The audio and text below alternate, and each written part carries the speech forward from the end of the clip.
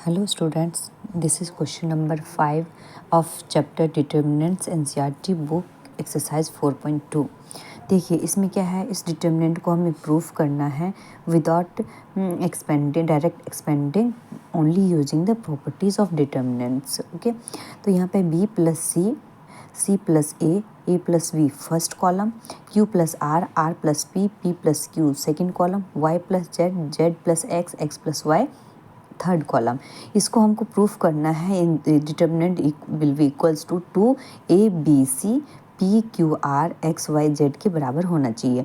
हमको LHS और RHS equal proof करना है। तो इसके लिए हम क्या करते हैं, सबसे पहले LHS को प्रूफ करते हैं। LHS को सॉल्व कर लेते हैं और देखेंगे कि वो RHS के बराबर आ जाए। देखिए LHS हम ले लेते हैं। पहले LHS हमारे पास एक डिटर्मिनेंट था जिसमें था b plus C plus A plus B. यहाँ पे हमारा ये है first column, second column and third column. देखिए हमने फिफ्थ प्रॉपर्टी में ये पढ़ा था कि हम किसी भी एक डिटर्मिनेंट को यदि प्लस वाले हैं, दो प्लस के फॉर्म में दो एलिमेंट्स लिखे हुए हैं तो उसको ब्रेक करके दो डिटर्मिनेंट्स बना सकते हैं। तो by using the fifth property of determinants, आपका इस वाले डिटर्मिनेंट्स को एक रो को आप ब्रेक करके थर्ड रो को यहाँ से हम ब्रेक कर रहे हैं, तो फर्स्ट रो और सेकंड रो सेम रहेगा। थर्ड रो को आप ब्रेक कर लीजिए, तो थर्ड रो में ए पी और यहाँ पे एक्स थर्ड रो का एलिमेंट्स हो जाएगा। और सेकंड वाले डिटर्मिनेंट प्लस का साइन लगा के सेकंड वाले डिटर्मिनेंट्स में जो थर्ड रो के एलिमेंट्स होंगे हो जाएंगे बी क्यू एंड वाई। तो ये दो एलिमेंट में, दो डिटर्मिनेंट्स में हमने ब्रेक कर लिया। इन दोनों डिटर्मिनेंट्स को अलग अलग हम सॉल्व करेंगे और देखेंगे कि हमारा ये RHS के बराबर आ जाना चाहिए। तो फर्स्ट डिटर्मिनेंट्स को डेल्टा 1 ले लेते हैं और दूसरे डिटर्मिनेंट्स को हम डेल्टा 2 ले लेते हैं। देखिए यदि हम डेल्टा 1 ले लेते हैं फर्स्ट डिटर्मिनेंट को, इस डिटर्मिनेंट्स को सॉल्व करते हैं, तो इस डिटर्मिनेंट को सॉल्व करने के लिए सबसे पहले इसमें क्या कर रहे हैं, रो ऑपरेशन लगा देते हैं। रो ऑपरेशन लगाने में देखिए R2 में भी A है और R3 में भी A है, तो इन दोनों को हम R2 में से R3 को माइनस कर लेते हैं। तो R2 tense to R2 minus R3 किया हमने, तो ये आपका आ गया B plus C Q plus R Y plus Z C R Z A P and X. Okay, तो ये आपका थर्ड सेकंड रो के एलिमेंट्स आ गए सी आर एंड जेड। इसी तरह से हम R1 में ऑपरेशन लगा देते हैं। क्यों R1 में लगा देते हैं, R1 माइनस R2, क्योंकि R1 में C है, R2 में भी C है, माइनस करेंगे तो C कैंसिल हो जाएगा। तो R1 माइनस R2 को माइनस किया आपने, तो हमारे जो न्यू एलिमेंट बन गया, R1 के जो एलिमेंट्स बन गए B Q Y। ये अब R2 तो सेम और R3 भी आपका सेम रहेगा।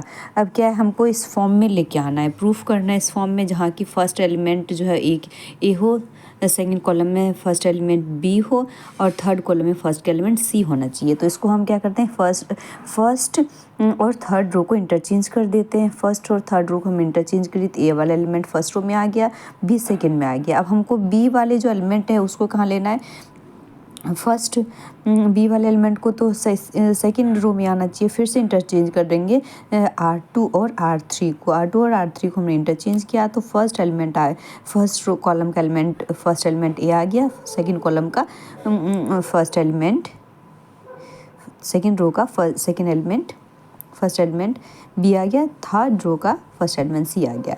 तो इस तरह से हमारा इस फॉर्म में ही आ गया। तो ये इसी तरह से हमने इसको डेल्टा 1 को प्रूफ कर लिया। डेल्टा 1 का जो वैल्यू है वो आ गया हमारे पास A P X B Q Y C R and Z. ये आप पॉज करके देख सकते हैं किस तरह से हमने इंटरचेंज किया है रो ऑपरेशन को। इसके बाद हमने, क्योंकि हमने इसको ब्रेक कर किया था डेल्टा 1 डेल्टा 2 में, तो डेल्टा 2 सॉल्व कर लेते हैं। हम डेल्टा 2 में भी सॉल्व करने के लिए हम रो ऑपरेशन लगा लेते हैं। रो ऑपरेशन लगाने के लिए देखिए हमने क्या किया, इसमें भी देखते हैं B प्लस सी है, फर्स्ट कॉलम के एलिमेंट्स देख लेते हैं, B plus C plus A and B है। तो हम क्या माइनस करें, बी फर्स्ट रो में भी और थर्ड रो में भी फर्स्ट एलिमेंट B है, तो इन दोनों को माइनस कर लेते हैं, B कैंसिल हो जाएगा। हमने क्या R1 में चेंज किया है, तो R1 tense to R1 minus R3 किया है, तो R1 में चेंज हो जाएगा। तो R1 के जो एलिमेंट्स आ गए आपका C R Z आ गए, और R2 तो एलिमेंट और R3 वाले एलिमेंट सेम रहेंगे। अब देखिए हमको क्या है, R2 के एलिमेंट्स को भी चेंज करना है, तो यहाँ पे सी देख रहे हैं और फर्स्ट वाले रो का एलिमेंट में भी सी है, तो इन दोनों को हम माइनस करते हैं। R2 में से R1 को माइनस करेंगे तो सी कैंसिल हो जाएगा, ए बच जाएगा। तो हमने उसे क्या R2 tense to R2 minus R1 कर लिए हैं।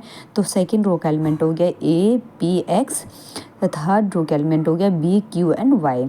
देखिए लेकिन ये हमारे पास एलिमेंट आ गया, लेकिन हमको चाहिए फर्स्ट रो का फर्स्ट एलिमेंट ए चाहिए था, सेकेंड एलिमेंट बी होना चाहिए, थर्ड एलिमेंट सी होना चाहिए। तो ए को ऊपर लाने के लिए इन दोनों को इंटरचेंज कर देते हैं। R1 और R2 को इंटरचेंज कर दिया हमने, तो ए वाला एलिमेंट ऊपर चले गए और सी वाला एलिमेंट नीचे आ गया। लेकिन हमको बी ऊपर चाहिए, तो फिर से हम 3 और 2 और 3 को इंटरचेंज कर लेंगे। जब हमने 2 और 3 को इंटरचेंज कर लिया तो हमारे पास ए बी और सी के फॉर्म में आ गया, तो डेल्टा 2 आ गया। अब हम देखेंगे डेल्टा 1 और डेल्टा 2 दोनों सेम है, तो डेल्टा 1 प्लस डेल्टा 2 का वैल्यू हो जाएगा ट्वाइस ऑफ दिस वन, ये जो वैल्यू आपका आया है। ध्यान से देख लेंगे आप लोग इस तरह से सॉल्व किया है, आप लोग ट्राई करेंगे अपने खुद से सॉल्व करने के लिए, तो बहुत आसानी से सॉल्व हो जाएगा। Thank you.